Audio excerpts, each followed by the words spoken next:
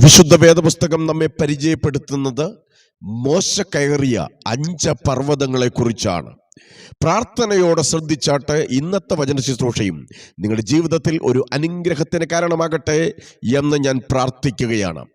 മോശ കയറിയത് എന്ന് പറയുന്ന ഒന്നാമത്തെ പർവ്വതം പുറപ്പാട് പുസ്തകം 3-ാം അധ്യായം 1 മുതലുള്ള വാക്യങ്ങളാണ്. അവിടെ ഇങ്ങനെ എഴുതിയിരിക്കുന്നു: മരുഭൂമിക്കപ്പുറത്ത് ദൈവത്തിന്റെ പർവ്വതമായ ഹോരേബോളം അവൻ ആടുകളെയും മേയിച്ചുകൊണ്ട് കയറി ചെല്ലുകയാണ്. മരുഭൂമി ജീവിതത്തിന്റെ അവസാനമല്ല. മരുഭൂമിക്കപ്പുറത്ത് ദൈവത്തിന്റെ പർവ്വതമുണ്ട്. അവിടെ ഞാനും നിങ്ങളും കടന്നു ചെല്ലേണ്ടത് ആവശ്യമാണ്. വർഷങ്ങളായി ദൈവം അവിടെ നമ്മെ പ്രതീക്ഷിച്ച് നമ്മോട് സംസാരിപ്പാൻ, ശുശ്രൂഷ ഏൽപ്പിക്കാൻ ദൈവം നമുക്ക് വേണ്ടി കാത്തിരിക്കുകയാണ്. വിശുദ്ധിയുടെ പടവുകൾ കയറി ദൈവപർവ്വതത്തിൽ കയറി ചെല്ലുവാൻ ഞാൻ നിങ്ങളെ ആഹ്വാനം ചെയ്യുകയാണ്. അവിടെ ചെന്ന് കഴിയുമ്പോൾ നാം കാണുന്നത് ചീവീടിന്റെ ശബ്ദമോ കുറുനരി ഓരിയിടുന്ന ശബ്ദമോ ഒന്നുമല്ല. കുറുക്കന്റെ ശബ്ദമല്ല നാം കേൾക്കുന്നത്, മറിച്ച് അവിടെ കേൾക്കുവാൻ കഴിയുന്നത് ദൈവത്തിന്റെ ശബ്ദമാണ്. അവിടെ കാണുവാൻ കഴിയുന്നത് മുൾപടർപ്പ് കത്തുന്നതാണ്. അതിന് നടുവിൽ ഒരു ദൂതന്റെ പ്രത്യക്ഷതയാണ്. ഈ ദിവസങ്ങളിൽ താഴ്വരയിലൂടെ നടന്ന് അതും ഇതും കാണുവാനല്ല, ദൈവത്തിന്റെ ശബ്ദം കേൾക്കുവാൻ, ദൈവം കാണിക്കുന്ന വെളിപ്പാടുകൾ കാണുവാൻ, ദൈവദൂതന്റെ പ്രത്യക്ഷത കാണുവാൻ നിങ്ങളെ ഞാൻ ആഹ്വാനം ചെയ്യുകയാണ്. ദൈവത്തിന് സ്തോത്രം. മോശയുടെ ജീവിതത്തെ 40 വീതമുള്ള 3ആയിട്ടാണ് വേദപണ്ഡിതന്മാർ തരം തിരിച്ച് പഠിപ്പിക്കുന്നത്. ഒന്നാമത്തെ 40 വർഷം മോശ മിസ്രൈമിലെ കൊട്ടാരത്തിലാണ്. രണ്ടാമത്തെ 40 വർഷം മോശ ആടുകളെ മേയിച്ചുകൊണ്ട് മരുഭൂമിയിലാണ്. ഒടുവിലത്തെ 40 വർഷം മോശ ജനത്തെയും കൊണ്ട് കനാനിലേക്ക് നടക്കുന്നതായി മരുഭൂമിയിൽ നമുക്ക് കാണുവാൻ കഴിയുന്നുണ്ട്. മോശയുടെ ജീവിതത്തിൽ ആദ്യത്തെ 40 വർഷം കഴിഞ്ഞപ്പോൾ താൻ ഇങ്ങനെ ചിന്തിച്ചു: താൻ ആരോ ആണ് എന്ന് ചിന്തിക്കുവാനിടയായി തീർന്നു. ഫറവോന്റെ പുത്രിയുടെ മകനായി, അടുത്ത ചെങ്കോലും സിംഹാസനവുമുള്ള ഭരണാധികാരിയായി, യുവരാജാവായി താൻ വളർന്നു വന്നപ്പോൾ മിസ്രൈമിലെ സകല വിദ്യകളും വാക്കുകൊണ്ടുള്ളത് പ്രവൃത്തി കൊണ്ടുള്ളത് അഭ്യസിച്ചു കഴിഞ്ഞപ്പോൾ തനിക്ക് അങ്ങനെ ഒരു തോന്നലുണ്ടായി, താൻ ആരോ ആണെന്ന്. എന്നാൽ ഒരു സുപ്രഭാതത്തിൽ ആരോരുമല്ലാതെ ഓടിപ്പോകേണ്ടി വന്നു. മരുഭൂമിയിൽ 40 വർഷം താൻ ആടുകളെ മേയിച്ചുകൊണ്ട് നടന്നു. ആ കാലയളവിൽ താൻ വിക്കനായി തീരുകയാണ്. അപ്പോൾ താൻ ചിന്തിച്ചു, താൻ ആരും അല്ലെന്ന്. എന്നാൽ ആ 40 80 വർഷം കഴിഞ്ഞപ്പോൾ സ്വർഗത്തിലെ ദൈവം അവന് ഹോരേബിൽ ദൈവത്തിന്റെ പർവ്വതത്തിൽ വെളിപ്പെടുകയാണ്. സ്വർഗത്തിലെ ദൈവം അവനോട് പറയുന്ന 3 കാര്യങ്ങളുണ്ട്. 1, ഞാൻ കാണുന്ന ദൈവമാണ്. 2, ഞാൻ കേൾക്കുന്ന ദൈവമാണ്. 3, ഞാൻ അറിയുന്ന ദൈവമാണ്. ദൈവം പറയുന്നു, അവരുടെ കഷ്ടത ഞാൻ കണ്ടിരിക്കുന്നു, അവരുടെ നിലവിളി ഞാൻ കേട്ടിരിക്കുന്നു, അവരുടെ സങ്കടങ്ങൾ ഞാൻ അറിയുന്നു. അവരെ വിടുവിപ്പാൻ, പാലും തേനും ഒഴുകുന്ന ദേശത്തേക്ക് അവരെ കൂട്ടിക്കൊണ്ടുപോകുവാൻ ഞാൻ ഇറങ്ങി വന്നിരിക്കുകയാണ്. എന്നെ ആരാധിപ്പാൻ എൻ്റെ ജനത്തെ വിട്ടയപ്പാൻ ഫറവോനോട് നീ ചെന്ന് പറയണം, അതിന് ഞാൻ നിന്നെ അയക്കും എന്ന് പറഞ്ഞ് സ്വർഗത്തിലെ ദൈവം മോശയെ അധികാരപ്പെടുത്തുന്ന, മോശയ്ക്ക് വിളിയും തെരഞ്ഞെടുപ്പും ഉണ്ടാകുന്ന, മോശ ദൈവിക നിയോഗം ഏറ്റെടുക്കുന്ന, തൻ്റെ വടി താൻ താഴെയിട്ടിട്ട് ദൈവത്തിൻ്റെ വടി താൻ കരങ്ങളിലെടുക്കുന്ന ഒരു സമയമായി ഹോരേബിലെ പർവ്വതം മാറുകയാണ്. എന്നെ കേൾക്കുന്ന പ്രിയപ്പെട്ടവരെ, നമ്മുടെ ജീവിതത്തിലെ മരുഭൂമികൾ അവസാനമല്ല. അതിനപ്പുറത്ത് ഒരു നിയോഗമുണ്ട്, ഒരു ശുശ്രൂഷയുണ്ട്, ഒരു വെളിപ്പാടുണ്ട്, ഒരു ദൈവശബ്ദമുണ്ട്, ഒരു ദൂതന്റെ പ്രത്യക്ഷതയുണ്ട്. അവിടെ വെച്ച് ദൈവം നമ്മളെ അയക്കുന്ന ദൈവമാണ്. മോശ കയറുന്ന 2ാമത്തെ പർവ്വതം രഫീദീമിലെ കുന്നാണ്. പുറപ്പാട് പുസ്തകം 17-ാം അധ്യായം 10-ാമത്തെ വാക്യമാണ് നമ്മളെ അത് പഠിപ്പിക്കുന്നത്. അവിടെ വെച്ച് അമാലേക്ക് കടന്നു വന്ന് ഇസ്രായേലിനോട് യുദ്ധം ചെയ്യുകയാണ്. ദൈവത്തിന് സ്തോത്രം. എന്നാൽ മോശ യോശുവയെ വിളിച്ച് ഇങ്ങനെ പറയുകയാണ്: ഞാൻ നാളെ വടി കയ്യിൽ പിടിച്ചുകൊണ്ട് ആ കുന്നിൻ്റെ മുകളിൽ നിൽക്കും, നീ താഴ്വരയിൽ വാളെടുത്തുകൊണ്ട് ദൈവത്തിന് വേണ്ടി യുദ്ധം ചെയ്യണം എന്ന് പറയുകയാണ്. അവൻ മോശ രാവിലെ മുതൽ വടി പിടിച്ചുകൊണ്ട് കുന്നിൻ മുകളിൽ നിൽക്കുകയാണ്. ഒരു മനുഷ്യന് എത്ര നേരം കരമുയർത്തിപ്പിടിച്ച് കരത്തിൽ വടി പിടിച്ചുകൊണ്ട് നിൽക്കുവാൻ കഴിയും? കുറച്ച് കഴിഞ്ഞപ്പോൾ മോശയുടെ കരം ബലഹീനമായി, ക്ഷീണിക്കാൻ തുടങ്ങി, തളരാൻ തുടങ്ങി, കൈക്ക് ഭാരം കൂടുവാൻ തുടങ്ങി, മോശയുടെ കരം താഴാൻ തുടങ്ങി. ആ സമയത്ത് എന്താണ് സംഭവിക്കുന്നത്? ഇസ്രായേൽ മക്കൾ യുദ്ധത്തിൽ അമാലേക്കിനോട് തോറ്റുപോകുകയാണ്. എന്നാൽ അഹരോനും ഹൂരും ആ പർവ്വതത്തിലേക്ക് കയറി ചെന്ന് മോശയെ ഒരു കല്ലിന്മേൽ ഇരുത്തിയിട്ട് ഇടത്തും വലത്തും നിന്നുകൊണ്ട് താങ്ങിക്കൊടുക്കുകയാണ്. അതുകൊണ്ട് അഹരോന്റെ കുടുംബത്തെ, ഹൂരിന്റെ മക്കളെ ദൈവം അനുഗ്രഹിച്ചതായി, അവർക്ക് പ്രത്യേക ശുശ്രൂഷ കൊടുത്തതായി കാണുവാൻ കഴിയുന്നുണ്ട്. ദൈവദാസന്മാർക്ക് നിങ്ങൾ കൂട്ടായ്മയുടെ വലങ്കരം കൊടുക്കുന്നവരാണെങ്കിൽ, അവരുടെ കരം ക്ഷീണിക്കുമ്പോൾ നിങ്ങൾ ശുശ്രൂഷയിൽ അവർക്കൊരു താങ്ങായി തണലായി നിൽക്കുന്നവരാണെങ്കിൽ, ദൈവദാസന്മാരുടെ കരം ക്ഷീണിക്കുമ്പോൾ നിങ്ങൾ അവർക്ക് വേണ്ടി എഴുന്നേൽക്കുന്നവരാണെങ്കിൽ, സ്വർഗത്തിലെ ദൈവം നിങ്ങളെ അനുഗ്രഹിക്കും, നിങ്ങളുടെ കുഞ്ഞുങ്ങളെ അനുഗ്രഹിക്കും, അവർക്ക് പ്രത്യേകമായ വിശേഷമായ ശുശ്രൂഷ കൊടുക്കും എന്ന് നിങ്ങൾ മറന്നു പോകരുത്. ദൈവത്തിന് സ്തോത്രം. ആമേൻ. മോശയുടെ കരം ഉയർന്നിരിക്കുമ്പോൾ ഇസ്രയേൽ ജയിക്കുകയാണ്. മോശയുടെ കരം താഴുമ്പോൾ ഇസ്രയേൽ തോൽക്കുകയാണ്. എന്നെ കേൾക്കുന്ന നിങ്ങളോട് ഇന്ന് ഈ ദൈവവചനത്തിന്റെ മധ്യത്തിൽ നിന്നുകൊണ്ട് ഞാൻ വ്യക്തമായി പറയുന്നു, നിങ്ങൾ എത്രത്തോളം പ്രാർത്ഥിക്കുമോ അത്രത്തോളം ശക്തി നിങ്ങൾക്കുണ്ട്. പ്രാർത്ഥനയുടെ കരം ഉയർന്നിരിക്കുമ്പോൾ ദേശത്ത് ദൈവനാമം ജയമെടുക്കും, ദൈവസഭ ജയമെടുക്കും, ദൈവമക്കൾ ജയമെടുക്കും. നിങ്ങൾ പ്രാർത്ഥനയിൽ കുറഞ്ഞുപോയാൽ, പ്രാർത്ഥനയിൽ തോറ്റുപോയാൽ, നിങ്ങളുടെ കുഞ്ഞുങ്ങളുടെ മേൽ, നിങ്ങളുടെ സഭയുടെ മേൽ, നിങ്ങളുടെ ദേശത്തിന്റെ മേൽ ശത്രുവായവൻ ജയമെടുക്കുമെന്ന് നിങ്ങൾ മറന്നു പോകരുത്. രണ്ടാമത്തെ പർവ്വതം എന്ന് പറയുന്നത്, സ്തോത്രം, അത് രഫീദിമിലെ കുന്നാണ്.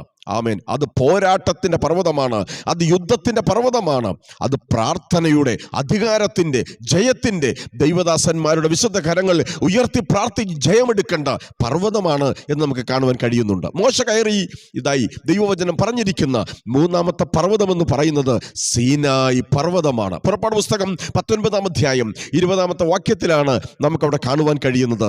ദൈവം ആ സീനായി പർവ്വതത്തിൽ വെച്ചാണ് മോശയുടെ കരത്തിൽ ആ 10 കൽപ്പനകൾ എഴുതിയ 2 കൽപ്പലകകൾ ഏൽപ്പിക്കുന്നത്. മാത്രമല്ല, വിധികളും ചട്ടങ്ങളും പ്രമാണങ്ങളും കൽപ്പനകളെല്ലാം ദൈവം കൊടുക്കുന്നത് ആ സീനായുടെ കൊടുമുടിയുടെ മുകളിൽ വെച്ചാണ്.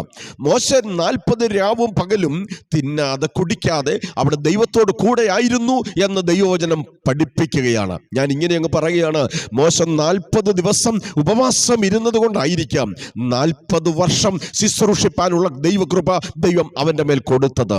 ദൈവത്തോട് കൂടെയിരിക്കുന്ന, ഉപവസിക്കുന്ന, പ്രാർത്ഥിക്കുന്ന, ദൈവത്തിന്റെ പർവ്വതത്തിൽ ദൈവത്തോട് ഏകാന്തതയിൽ സമയം ചെലവഴിക്കുന്ന, കർത്താവിന്റെ മാർവിൽ ചാരിയിരിക്കുന്ന, രഹസ്യത്തിൽ പിതാവിനോട് കൂടെയിരിക്കുന്ന ദൈവമക്കളെ ഓർത്ത് ഞാൻ ദൈവത്തിന് സ്തോത്രം ചെയ്യുന്നു.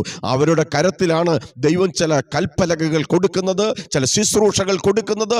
അവർക്ക് വേണ്ടിയാണ് ദൈവം വൻകാര്യങ്ങൾ ചെയ്യുന്നത്. നാം ഇങ്ങനെയാണ് വായിക്കുന്നത്, മോശ പർവ്വതത്തിലേക്ക് കയറി ചെന്നു, ദൈവം സീനായിലേക്ക് ഇറങ്ങി വന്നു. സ്തോത്രം. എന്നാൽ ആമേൻ, അവസാനം എന്താണ് സംഭവിക്കുന്നത്? മോശയുടെ കുറ്റമാണോ? ജനത്തിന്റെ കുറ്റമാണോ? കൊടുത്ത ദൈവത്തിന്റെ കുറ്റമാണോ? ദൈവത്തിന് സ്തോത്രം. എന്തായാലും മോശ കൽപ്പലകകൾ എറിഞ്ഞ ഉടയ്ക്കുകയാണ്. നമുക്കറിയാമല്ലോ, കാളക്കുട്ടിയുടെ മുൻപിൽ തുള്ളിച്ചാടി അവർ ഹാസ്യമായി തീരത്തക്കവണ്ണം അവർ ദൈവനാമത്തെ, ആമേൻ, സ്തോത്രം, അലക്ഷ്യമാക്കി കളഞ്ഞപ്പോൾ അതിൻ്റെ പരിണിത ഫലമായി മോശ കൽപ്പലകൾ എറിഞ്ഞ ഉടയ്ക്കുകയാണ്. മോശയുടെ കോപം അവിടെ വെളിപ്പെടുകയാണ്. മോശയുടെ കോപം വെളിപ്പെട്ട 4 സമയങ്ങളുണ്ട്. ഇതിനു മുൻപ് നാം അത് ചിന്തിച്ചിട്ടുള്ളത് കൊണ്ട് അവിടേക്ക് കടക്കുന്നില്ല.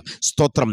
എന്നാൽ ഒന്നാമതായി ദൈവം സൗജന്യമായിട്ട് ദൈവം തൻ്റെ തിരുക്കരത്താൽ ചെത്തിയെടുത്ത് വെട്ടിയെടുത്ത് എഴുതി കൊടുത്ത കൽപ്പലകകൾ അവൻ നശിപ്പിച്ചതുകൊണ്ട് ദൈവം പറയുകയാണ്, ഇനിയും 2 കൽപ്പലകകൾ നീ ചെത്തി വെട്ടി മുട്ടിന്മേലിരുന്ന് അത് രൂപപ്പെടുത്തി കൊണ്ടുവന്നാൽ ഞാൻ അതിൽ കൽപ്പനകൾ മുമ്പത്തെ പോലെ 10 എഴുതിത്തരാം.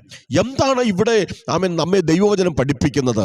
അഭിഷേകം, ശുശ്രൂഷ, നിയോഗം, ഇതൊക്കെ ദൈവം സൗജന്യമായി തരുന്നതാണ്. പക്ഷേ അത് നാം കൊണ്ടുവന്ന് എറിഞ്ഞുടച്ച് കളഞ്ഞാൽ, ആ ദൈവകൃപ നഷ്ടപ്പെടുത്തി കളഞ്ഞാൽ, ആ ശുശ്രൂഷ ചോർത്തിക്കളഞ്ഞാൽ, പിന്നീട് അതൊന്ന് പ്രാപിക്കണമെങ്കിൽ എത്രയും വില കൊടുക്കണമെന്ന് മുട്ടിന്മേലിരുന്ന് പുതിയ കൽപ്പലകകൾ ചെത്തിക്കൊണ്ട് ചെന്നാൽ മാത്രമേ അതിൽ എഴുതി കൊടുക്കൂ എന്ന് ദൈവം പറഞ്ഞത്. ശുശ്രൂഷ നഷ്ടപ്പെടുത്തരുത്, ദൈവം തന്ന കൃപാവരങ്ങൾ നഷ്ടപ്പെടുത്തരുത്, ദൈവം തന്ന അഭിഷേകം നഷ്ടപ്പെടുത്തരുത്. പിന്നീട് അതിന് വില കൊടുക്കേണ്ടി വരും. ഏതായാലും മൂന്നാമത്തെ പർവ്വതം കൽപ്പനകൾ കിട്ടിയ സ്തോത്രം, നിയമങ്ങളും ആമേൻ ചട്ടങ്ങളും പ്രമാണങ്ങളും കിട്ടിയ മൂന്നാമത്തെ പർവ്വതമായ സീനായി പർവ്വതത്തിലാണ് മോശ കയറി ചെന്നത്. 4-ാമത്തെ പർവ്വതം എന്ന് പറയുന്നത് ഹോർ പർവ്വതമാണ്. സംഖ്യാപുസ്തകം 20-ാം അധ്യായം 22 മുതൽ 27 വരെയുള്ള വാക്യങ്ങളിലാണ് ഹോർ പർവ്വതത്തെക്കുറിച്ച് എഴുതിയിരിക്കുന്നത്. ദൈവം പറയുകയാണ്, മോശ, നീ അഹരോനെയും അവന്റെ പുത്രനായ എലയാസറിനെയും കൂട്ടിക്കൊണ്ട് പർവ്വതത്തിലേക്ക് കയറി വരിക. എന്തിനാണ് ദൈവം അങ്ങനെ പറഞ്ഞത്? ഹോർ പർവ്വതത്തിൽ വെച്ച് മഹാപുരോഹിതനായ നിന്റെ സഹോദരൻ സഹോദരനായ അഹരോൻ മരിക്കാൻ തുടങ്ങുകയാണ്. അഹരോന്റെ ശരീരത്തിൽ നിന്നും ആ കുപ്പായമെടുത്ത്, ആ വസ്ത്രമെടുത്ത്, ആ പൗരോഹിത്യത്തിന്റെ ശുശ്രൂഷയുടെ വസ്ത്രമെടുത്ത് എലയാസറിനെ ധരിപ്പിക്കണം എന്ന് കാണുവാൻ കഴിയുന്നുണ്ട്. സ്തോത്രം, ഹല്ലേലൂയ. പൗരോഹിത്യ ശുശ്രൂഷ അഹരോനിൽ നിന്ന് ഊരി മേടിച്ച് മകൻ എലയാസറിനെ ധരിപ്പിച്ചതുപോലെ നാലാമത് കയറുന്ന പർവ്വതം എന്ന് പറയുന്നത് സ്തോത്രം ഹോർ പർവ്വതമാണ്. അത് മോശയെ സംബന്ധിച്ചിടത്തോളം തൻ്റെ സഹോദരന്റെ വേർപാടിന്റെ പർവ്വതമാണ്, ദുഃഖത്തിന്റെ പർവ്വതമാണ്. തന്നോട് കൂടെയുണ്ടായിരുന്ന തൻ്റെ കൂടപ്പുറപ്പ്, തൻ്റെ രക്തബന്ധത്തിന്റെ മരണത്തിൽ മോശ തകർന്നു പോകുകയാണ്. എങ്കിലും ആ തകർച്ചയുടെ മധ്യത്തിൽ താൻ എഴുതിയ സങ്കീർത്തനമാണ് 90-ാം സങ്കീർത്തനം. ഓരോരുത്തടത്തും ശവസംസ്കാര ശുശ്രൂഷ നടത്തുമ്പോൾ 90-ാം സങ്കീർത്തനം എത്ര വട്ടമാണ് ആവർത്തിച്ചു വായിക്കുന്നത്. സ്തോത്രം, അത്ര മനോഹരമായ, അത്ര ദൈവിക കൃപയുള്ള, അത്ര അനുഗ്രഹീതമായ ഒരു സങ്കീർത്തനം മോശ എഴുതിയത് തൻ്റെ സഹോദരൻ്റെ നിര്യാണത്തിലാണെന്ന് നമുക്കവിടെ കാണുവാൻ കഴിയുന്നുണ്ട്. നിങ്ങൾ ജീവിതത്തിൻ്റെ ഏത് ദുഃഖത്തിലൂടെയും, ഏത് പ്രയാസത്തിലൂടെയും, ഏത് പ്രതികൂലത്തിലൂടെയും കടന്നു പോകുമ്പോൾ സ്തോത്രം അവിടെ വെച്ച് പകരപ്പെടുന്ന ശുശ്രൂഷകൾ, പാട്ടുകൾ, പ്രസംഗങ്ങൾ അത് ജീവിതത്തിൽ മറ്റുള്ളവർക്ക് ഒരു അനുഗ്രഹമായി തീരുമെങ്കിൽ അങ്ങനെയുള്ള ശുശ്രൂഷകൾക്കായി നമുക്ക് ദൈവത്തോട് പ്രാർത്ഥിക്കാം. അർദ്ധരാത്രിക്കായി നമുക്ക് സ്തോത്രം ചെയ്യാം. ദൈവം തരുന്ന വേർപാടുകൾക്കും, ദൈവം തരുന്ന കണ്ണുനീരിനും, കഷ്ടതയ്ക്കും, പ്രയാസത്തിനും അതിന് നടുവിൽ ദൈവത്തിനൊരു ഉദ്ദേശമുണ്ടെന്ന് തിരിച്ചറിഞ്ഞ് ദൈവനാമ മഹത്വത്തിനു വേണ്ടി പ്രയോജനപ്പെടുവാൻ സ്വർഗത്തിൽ ദൈവം നമ്മെ സഹായിക്കട്ടെ. 5-ാമത് മോശ കയറുന്ന പർവ്വതം, ആവർത്തന പുസ്തകം 34-ാം അധ്യായം 3-ാം വാക്യമാണ്. നെബോ പർവ്വതമാണ്. മോശ മരിച്ച പർവ്വതമാണ് നെബോ പർവ്വതം എന്ന് പറയുന്നത്. 120-ാമത്തെ വയസ്സിൽ മോശ മരിക്കുമ്പോൾ തൻ്റെ കണ്ണിൻ്റെ ശോഭ കുറഞ്ഞിട്ടോ തൻ്റെ ദേഹബലം ക്ഷയിച്ചിട്ടോ ഒന്നുമല്ല. മോശ പൂർണ്ണ ആരോഗ്യവാനായി ഇരിക്കുമ്പോഴാണ് മോശ ദൈവത്തോട് ചേരുന്നത്. ഹോരേബിൽ എന്ന പർവ്വതത്തിൽ ആരംഭിച്ച ശുശ്രൂഷ ഒടുവിൽ നെബോ പർവ്വതത്തിൽ അവസാനിപ്പിക്കുകയാണ്.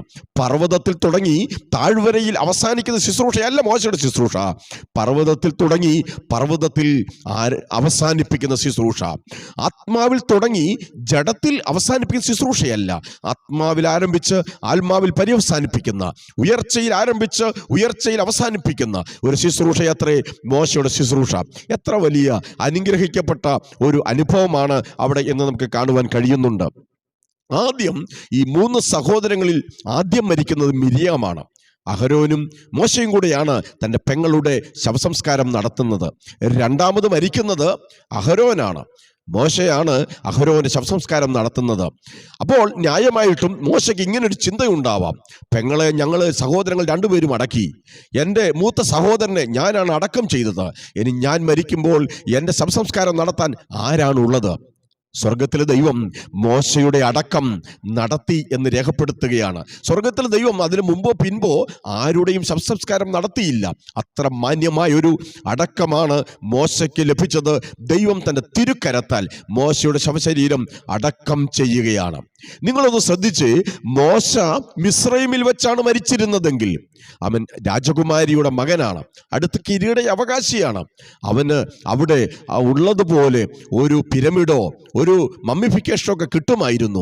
എന്നാൽ സ്തോത്രം, ഈ ദൈവത്തിന് വേണ്ടി ഇറങ്ങിയത് കൊണ്ട് ഒരു പരിഗണന കിട്ടാതെ പോകുകയല്ല, മറിച്ച് സ്വർഗത്തിലെ ദൈവം മോശയെ ആദരിക്കുന്നതായി നമുക്ക് കാണുവാൻ കഴിയുന്നുണ്ട്. അഥവാ സ്തോത്രം, മോശയുടെ ശവശരീരം ദൈവമാണ് അടക്കം ചെയ്യുന്നത്. എന്നെ കേൾക്കുന്ന പ്രിയപ്പെട്ടവരെ, അത്ര ശ്രേഷ്ഠമായ, അത്ര മാന്യമായ ഒരു ശവസംസ്കാരം മോശയ്ക്ക് ദൈവം കൊടുത്തെങ്കിൽ മോശ ദൈവത്തിന് അത്രയും പ്രിയപ്പെട്ടവനായിരുന്നു. എന്നാൽ മോശയ്ക്ക് ഒരു സങ്കടം ഇങ്ങനെ കാണുമല്ലോ, എനിക്ക് കനാൻ നാട്ടിലൊന്ന് പോകാൻ പറ്റിയില്ലല്ലോ. പുതിയ നിയമത്തിൻ്റെ താളുകൾ നാം പഠിക്കുമ്പോൾ യേശുക്രിസ്തു ഈ മറുരൂപ മലയിൽ ഇരിക്കുന്ന സമയത്ത് മോശയും ഏലിയാവും അവിടെ കടന്നു വരുന്നുണ്ട്. കനാൻ നാട്ടിൽ എത്തണമെന്നുള്ള തൻ്റെ ആഗ്രഹം അവിടെ സാധിക്കുന്നതായും ദൈവവചനത്തിൽ നമുക്ക് കാണുവാൻ കഴിയുന്നുണ്ട്. എന്നെ കേൾക്കുന്ന പ്രിയപ്പെട്ടവരെ, മോശയുടെ ശുശ്രൂഷ എത്ര അനുഗ്രഹിക്കപ്പെട്ട ശുശ്രൂഷയായിരുന്നു.